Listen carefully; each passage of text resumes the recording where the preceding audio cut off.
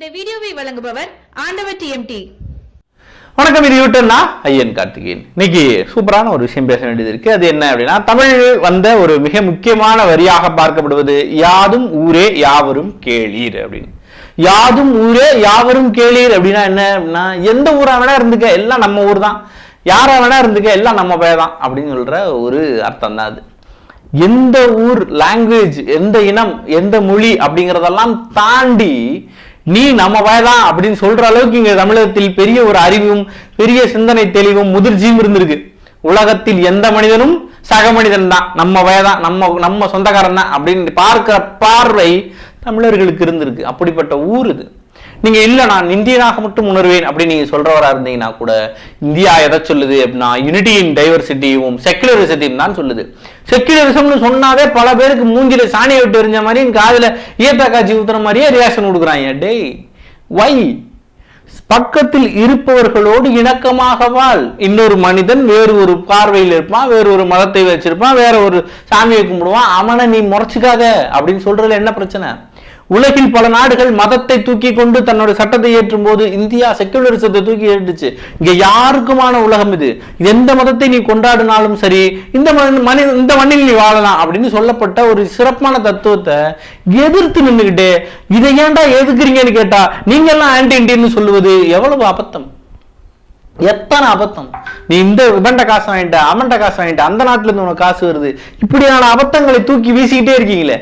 சுத்தமே இருங்கடா இருந்தாடா சொல்றோம், பக்கத்துல கிட்ட சண்டை கூட இருந்தாடா சொல்றோம், முறைச்சிக்காக இருந்தாலும் சொல்றோம். எதை விதைக்கிறாயோ அதுதானே உனக்கு திரும்ப கிடைக்கும். ஒரு சின்ன குழந்தைய கூப்பிட்டு ₹1 சாக்லேட் வாங்கி கொடுத்தேனா அது மாமான்னு உன்னை பார்த்து சிரிக்கும். இதுவே அந்த குழந்தைய கூப்பிட்டு சப்புன்னு ஒரு அரைஞ்சேனா பதிலுக்கு அது உன்னை அசிங்கமா திட்டினாச்சும் போகும், அல்லது கல்ல விட்டா சரி. எதை விதைக்கிறாயோ அது திரும்ப கிடைக்கும். பக்கத்துல இருக்கிற மனுஷனுக்கு நீ என்ன தரப்போற? அன்பை தந்தால் அன்பை தருவான். அந்த ஓலால ஒரு இன்சிடென்ட் ஆயிப்போச்சு. அது என்ன ஆயிடுச்சு, ஓலா டிரைவர் விறுவிறுன்னு போய் ஒரு முஸ்லீமா இருந்துட்டாருங்கிறதுக்காக வேணாம் வேணாம் அப்படின்னு சொல்லி ஒரு ரிட்டு போட்டான் ஒருத்தன். அவன் என்ன பண்ணிட்டான், ஐயோ நான் முஸ்லீம் டிரைவர் கூட போக மாட்டேன், ஜிகாதி அப்படின்னு போட்டிருக்கேன். ஜிகாதிங்கிற வார்த்தை எப்படி பயன்படுத்துற? ஒரு மதத்தில் சிலர் தவறானவர்களாக இருந்தால் உடனே அந்த ஒட்டுமொத்த மதத்தையும் பிராண்ட் செய்வது எப்படி? எல்லா மதத்திலையும் ஒரு 25 கிறுக்கன் இருக்கான். இந்த கிறுக்கனுக்கு வேலை இந்த ட்விட்டர்ல ஃபேஸ்புக்ல பூரா எங்க மதம் அப்படியாகும், பக்கத்து மதம் பூரா மோசமாகும்ன்றான். என்னுடைய கேள்விகள் மிக சுலபமாக இருக்கிறது. நீங்க பக்கத்து மதத்தை நோண்டிக்கிட்டே இருக்கீங்களே, உங்களுக்கு என்னடா கிடைக்குது? என்ன கிடைக்குது? நீ பெரிய அறிவாளி எவனா பட்டம் கொடுக்க போறானா? உன் வீட்டுக்கு தவிட்டுக்கு சோறு வரப்போதா? நீ உழைச்சா தானடா சோறு. 2 பேரும் சண்டை போட்டுக்கிட்டா உன் சட்டை கிளியவே கிளியாதா? எங்க சட்டையெல்லாம் எங்க மதத்துக்காரர்களுக்கெல்லாம் கிளியாதுன்னு ஏதாவது இருக்கா? அந்த மாதிரி எதுவும் இருக்கா என்ன? ஒன்றும் கிடையாது. இன்னொரு கேள்வி, பக்கத்து மதத்தை வெறுப்ப எந்த மதத்தை சேர்ந்தவனாக இருக்கட்டும், நான் மோசமானவன், நான் நல்லவன், பக்கத்துல ரொம்ப மோசமானவன், அருவருப்பானவன், கீழானவன் பேசுற எவனா வேணா இருக்கட்டும், சாதி வீரனா இருக்கட்டும், எவனா வேணா இருக்கட்டும், பதில் சொல்லு. நீ இந்த மாதிரி சாப்பாடு கொண்டு வந்து கொடுத்தா தீட்டு, டிரைவரா வந்தா தீட்டுலாம் நினைக்கிறியே, மூச்சு காத்து எல்லாரும் விடுறான். நீ விடுற மூச்சு காத்து பரவி காற்றில் கலக்கிறது, அவன் விடுற மூச்சு காத்து கலந்து காற்றுல பறக்குது.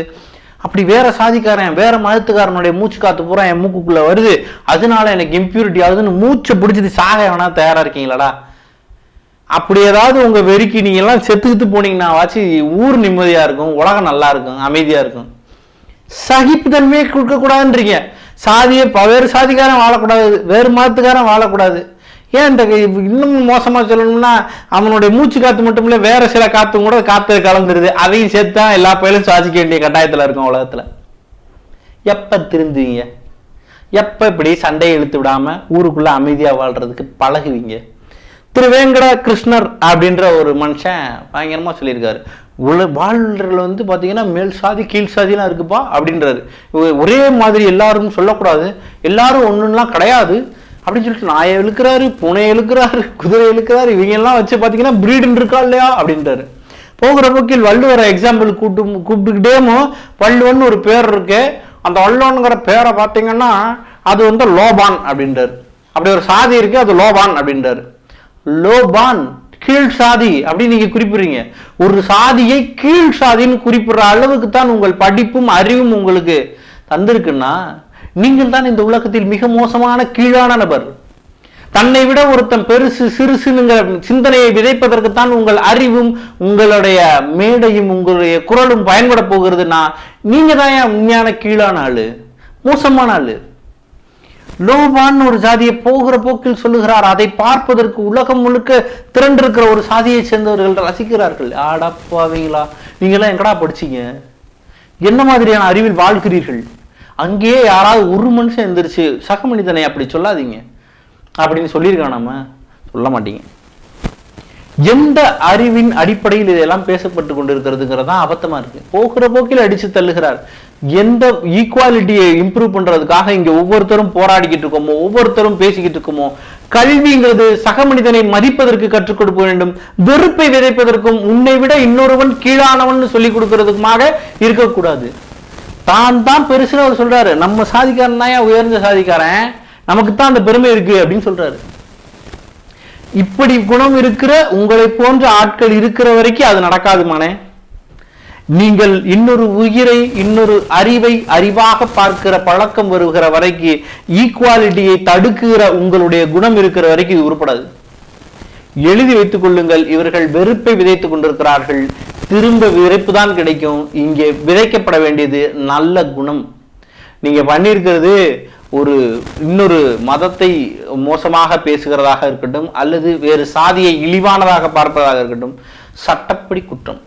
இதற்கான எதிர்வினையை அரசாங்கம் எடுக்கும்.